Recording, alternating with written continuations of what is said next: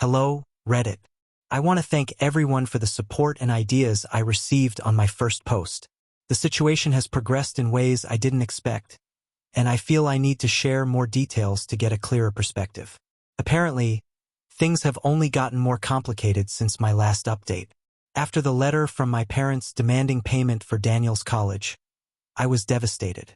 I decided it was best to talk to a financial and legal advisor to understand the implications of this demand and to make sure I wasn't making rash decisions.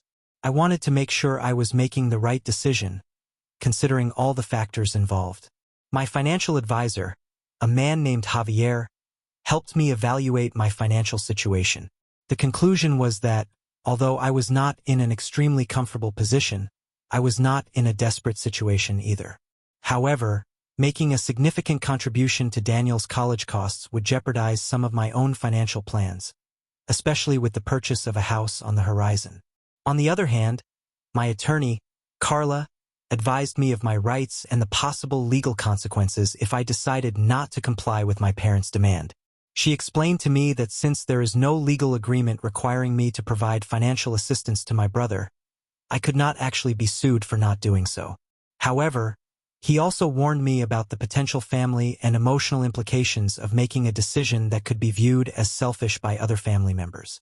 With this information in hand, I decided it was best to confront my parents directly and explain my position. I prepared myself for a difficult conversation and tried to approach the situation calmly, hoping that they would understand my perspective. The call was tense from the beginning. When I told them I could not meet their demand, my father exploded. He used very harsh words, accusing me of being selfish and having no sense of responsibility to my family.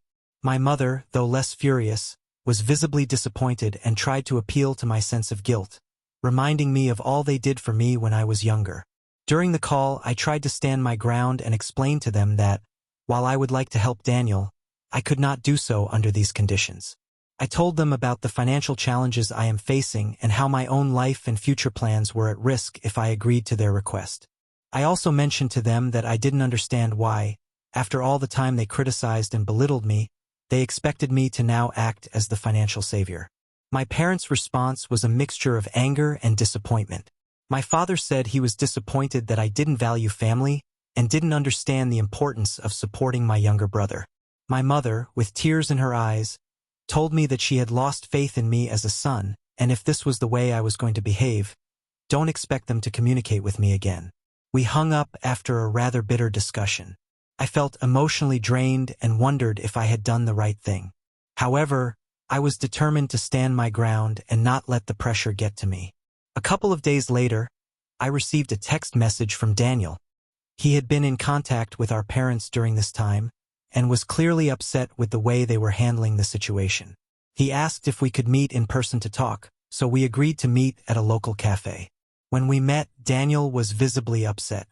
He told me that he was under immense pressure not only from our parents, but also from the social expectation they had on him. He was worried about his studies and did not want this situation to become an additional burden. Although he thanked me for the emotional support I offered in listening to him, he also expressed frustration with how our parents were handling the situation. Daniel revealed to me that he had considered working part-time to help with his expenses, but felt unsure about how to balance work and school. I assured him that I was willing to help him in other ways, such as seeking scholarships or financial assistance for him, but that I could not commit to paying a significant sum at this time. After our conversation, I was relieved that I was able to talk to Daniel and offer him emotional support, although not in the way our parents had hoped. However, the situation continued to escalate as my parents began to involve other family members. I received calls and messages from my aunts, uncles, and cousins, who began to pressure me to reconsider my decision. The pressure was mounting, and I felt overwhelmed by the number of people involved in the situation. Some accused me of being insensitive and selfish, while others tried to mediate the situation, trying to find a middle ground. One of my cousins, Laura, with whom I had been quite close in the past, called me to talk. She told me that she understood my point of view, but that I was becoming something of an outcast in the family. The conversation was painful, but it helped me see how my decision was affecting not only my parents and Daniel, but also broader family relationships. In the midst of all this, my partner, Marta, has been a great source of support. She has been by my side throughout this process and has tried to help me keep perspective. Together, we have been working on our finances and planning for the future, and she has been a great emotional support. Marta has been insisting that I shouldn't feel guilty about prioritizing our own needs and plans, and her support has been crucial in keeping my resolve.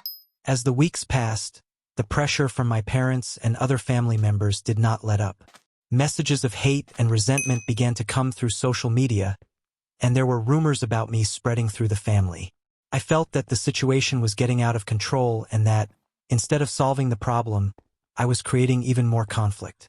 I decided it was time to take a step back and reconsider how I wanted to handle the situation in the long run. I thought about seeking professional mediation to try to resolve the conflict in a more structured way.